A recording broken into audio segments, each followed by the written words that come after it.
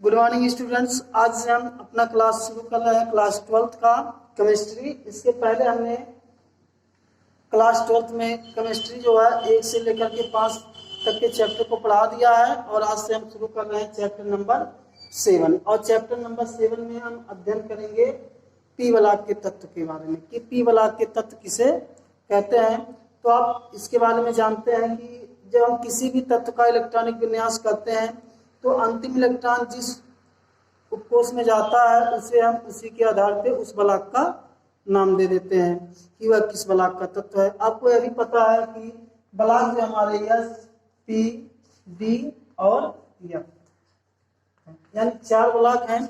और अब यदि हम तत्वों का इलेक्ट्रॉनिक विन्यास करते हैं तो जिस तत्व का अंतिम इलेक्ट्रॉन जिस उपकोष में जाता है उसे हम कह देते हैं कि वह जो है उस वलाक का तत्व है। तो हम चैप्टर 7 में पी वलाक के तत्व के बारे में पढ़ेंगे। तो हम कह सकते हैं कि पी वलाक के तत्व जो है यदि हम उनके तत्वों का इलेक्ट्रॉनिक विन्यास करते हैं तो उनका जो इलेक्ट्रॉन अंतिम इलेक्ट्रॉन होगा वह पी उपकोष में जाएगा।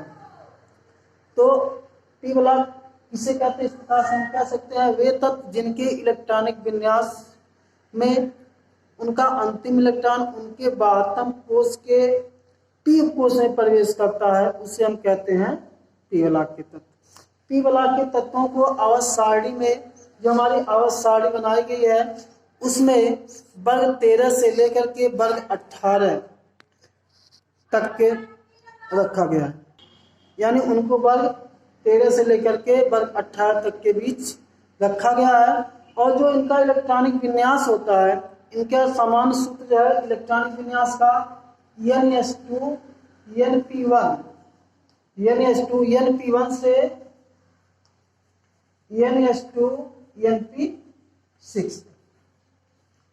यानी कहने का मतलब है जो हमारा इसमें यस उपकोष होता है वह पूल होता है और जो पी होता है वह पूल होता है और जो अंतिम इलेक्ट्रॉन होता है वह इसी पी उपकोष में प्रवेश करता है। अब जो पी वलाक के तत्व हैं इनमें धात, अधात और उपधात तीनों प्रकार के तत्व पाए जाते हैं। इसलिए पी वलाक के तत्वों को समान तत्व भी कहा जाता है या इन्हीं को इंग्लिश में नॉर्मल एलिमेंट भी कहते हैं। तो अब पी वलाक का तो इंट्रोडक्शन हुआ। अब हम चलते हैं पढ़ेंगे पी वलाक में नाइट्रोजन परिवार के तत्व। नाइट्रोजन परिवार के तत्व किसे कहते हैं और नाइट्रोजन परिवार के जो तत्व हैं उनको वर्ग 15 में रखा गया है। यानी वर्ग 15 के जो तत्व हैं उनको हम नाइट्रोजन परिवार के तत्व कहते हैं। और वर्ग 15 में 5 तत्व है नाइट्रोजन, फास्फोरस, आर्सेनिक, एंटीमनी और बिस्मुथ। ये जो 5 तत्व हैं इन्हीं को नाइट्रोजन परिवार के तत्व कहा जाता है। इनमें जो नाइट्रोजन और फास्फोरस है यह आधात है। यानी नाइट्रोजन फास्फोरस आधातु है और आर्सेनिक और बिस्मथ यह उपधातु है और जो हमारा बिस्मथ है यह एक धातु है। इसीलिए इनको समान तत्व कहा जाता है। यानी समान तत्व कहा जाता है और इन्हें सम्मिलित रूप से निकोजन भी कहा जाता है। निकोजन यानी आपसे पूछा जा सकता है कि निकोजन किस वर्ग के तत्व को कहते हैं तो आप बता देंगे कि वर्ग 15 के तत्वों को निकोजन कहा जाता है या कह सकते हैं कि नाइट्रोजन परिवार के तत्व को हम निकोजन कहते हैं। तो अब चलते हैं, हम आगे बढ़ते हैं, पढ़ते हैं कि नाइट्रोजन परिवार के तत्वों के गुणधर्म क्या है उनके बारे में हम अध्ययन करते हैं। तो पहले नंबर हम पढ़ेंगे इनका इलेक्ट्रॉनिक विन्यास। तो चलिए हम शुरू करते हैं इलेक्ट्रॉनिक विन्यास नाइट्रोजन परिवार के तत्वों का। तो चलिए हम देखते हैं कि इनका इलेक्ट्रॉनिक विन्यास किस प्रकार से किया जाता है। तो आप जानते हैं कि नाइट्रोजन को जो परमाणु क्रमांक होता है वह 7 होता है और आप यह भी जानते हैं कि जो इलेक्ट्रॉनों की संख्या होती है वह उनके परमाणु क्रमांक के बराबर होती है। इस प्रकार हम कह सकते हैं कि नाइट्रोजन में 7 इलेक्ट्रॉन है और इनका इलेक्ट्रॉनिक विन्यास करते हैं। देखिए 1s2 2s2 2p3। इसी प्रकार जो हम फास्फोरस का करेंगे, फास्फोरस में 15 इलेक्ट्रॉन है तो इनका इलेक्ट्रॉनिक विन्यास होगा 1s2 2s2 2p6 3s2 3p6। इसी प्रकार आर्सेनिक है, आर्सेनिक का जो परमाणु क्रमांक होता है वह 35 होता है और इस प्रकार हम कह सकते हैं कि आर्सेनिक में 35 इलेक्ट्रॉन होंगे और इसका इलेक्ट्रॉनिक विन्यास इस तरह से होता है 1s2 2s2 2p6 3s2 3p6 4s2 3d10 5s2 4p3। आपको इलेक्ट्रॉनिक विन्यास यहाँ देखिए, जब हम इलेक्ट्रॉनिक विन्यास कर रहे हैं तो यहाँ हम देखते हैं कि जो p वाला के तत्व है इनका जो इलेक्ट्रॉनिक विन्यास है वह जो होता है NS2NP3। यानी कहने का मतलब है कि जो यस उपकोष होता है वह पूर्ण होता है और जो p उपकोष होता है वह अर्धपूर्ण है, मतलब आधा भरा हुआ है, क्योंकि p उपकोष में 6 इलेक्ट्रॉन होते हैं और इस यानी जो नाइट्रोजन परिवार के तत्व हैं यदि हम इनके इलेक्ट्रॉनिक विन्यास करते हैं तो इनका जो इलेक्ट्रॉनिक विन्यास आता है वह होता है NS2NP3 और जो इनका p उपकोष होता है वह अर्धपूर्ण होता है। इसी कारण इनकी जो आयरन ऊर्जा होती है वह वर्ग 14 से क्या होती है, अधिक होती है। तो चलिए यह रहा इलेक्ट्रॉनिक विन्यास। यानी इलेक्ट्रॉनिक विन्यास के आधार से आप बता सकते हैं कि जो नाइट्रोजन परिवार के तत्व है इनका जो इलेक्ट्रॉनिक विन्यास होता है वह है NS2NP3 और देख रहे हैं कि इनमें जो अंतिम इलेक्ट्रॉन है यह p कोष में प्रवेश कर रहा है। इस प्रकार हम कह सकते हैं जो नाइट्रोजन है या नाइट्रोजन के परिवार के जितने भी तत्व है वह p वाला के तत्व है, क्योंकि इनमें जो अंतिम इलेक्ट्रॉन है वह p कोष में प्रवेश कर रहा है।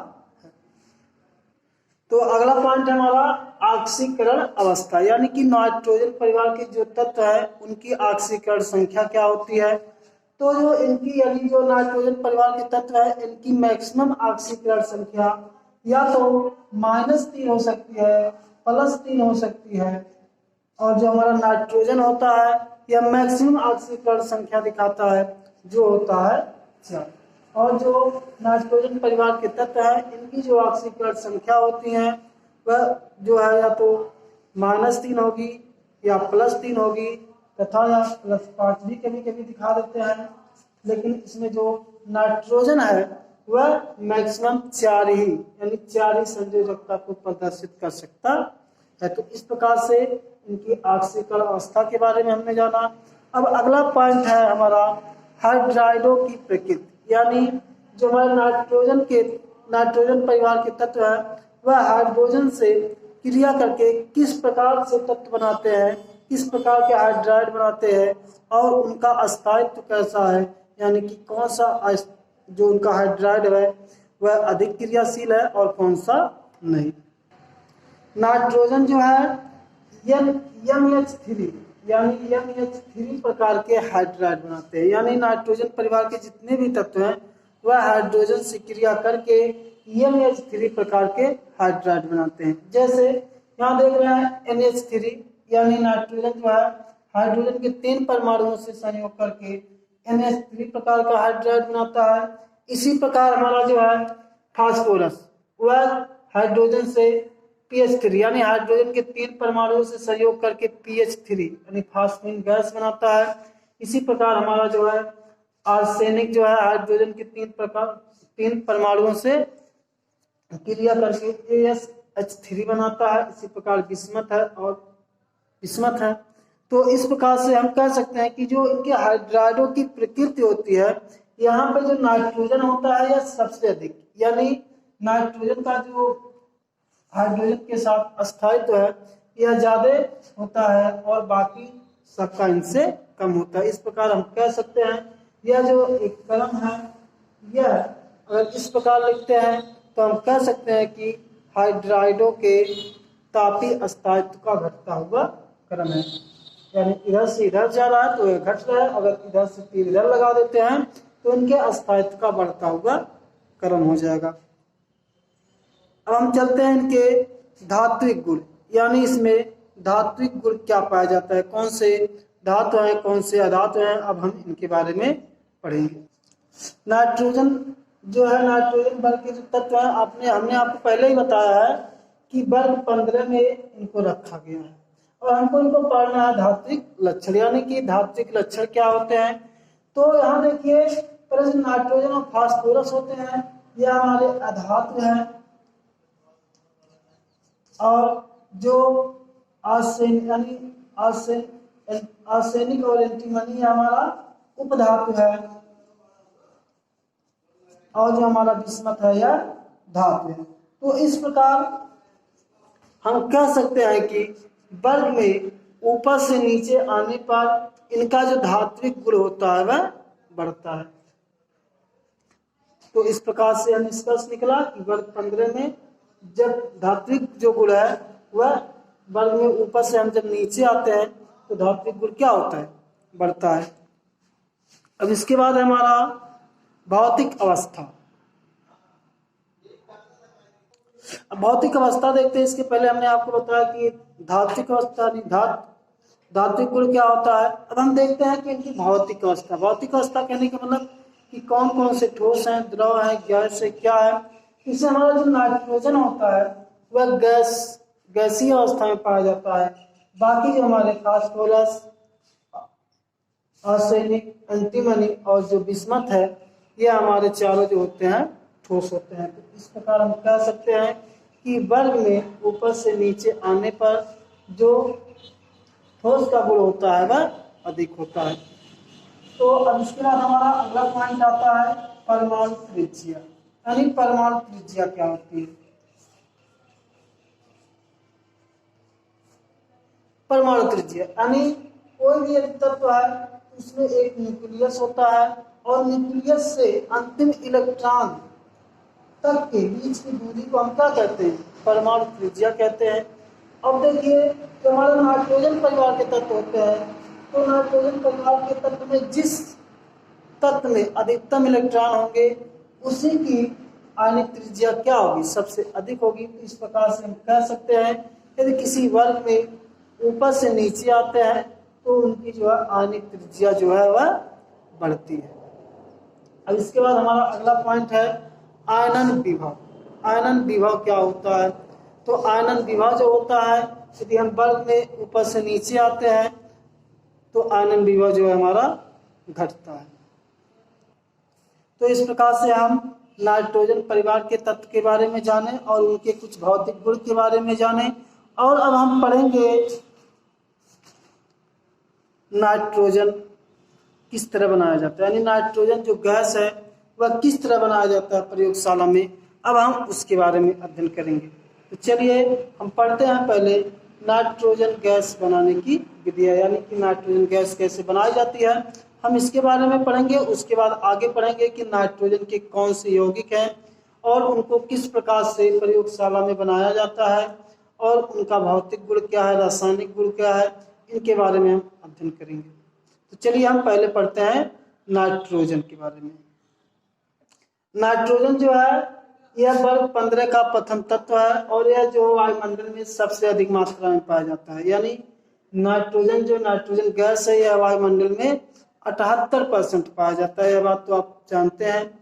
और फिर देखिए नाइट्रोजन जो है, नाइट्रोजन गैस है, यह नाइट्रोजन की द्विपरमाणुओं से मिलकर बना हुआ है। इसलिए हम कहते हैं कि जो नाइट्रोजन गैस है वह द्विपरमाणुविक है। तो चलिए हम देखते हैं कि नाइट्रोजन गैस बनता कैसे है, इसके बारे में हम जान लेंगे कि प्रयोगशाला में नाइट्रोजन गैस किस प्रकार से बनाई जा सकती है। तो अब हेडिंग हमारा बनेगा बनाने की विधियां।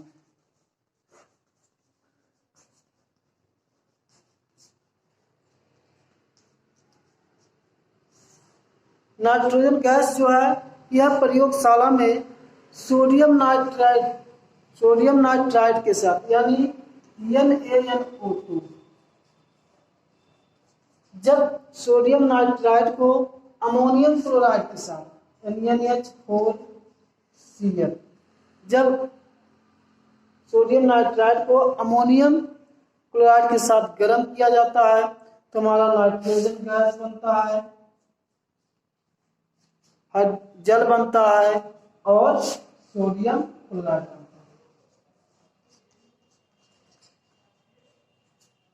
तो इस प्रकार से हम कह सकते हैं नाइट्रोजन गैस बनाने के लिए हमको सोडियम नाइट्राइड चाहिए और अमोनियम क्लोराइड चाहिए, और जब हम सोडियम नाइट्राइड को अमोनिया के साथ मिलाकर गर्म करते हैं तब हमारा नाइट्रोजन गैस बनता है। तो इस तरह यह रहा कि अमोनिया गैस किस प्रकार से बनता है।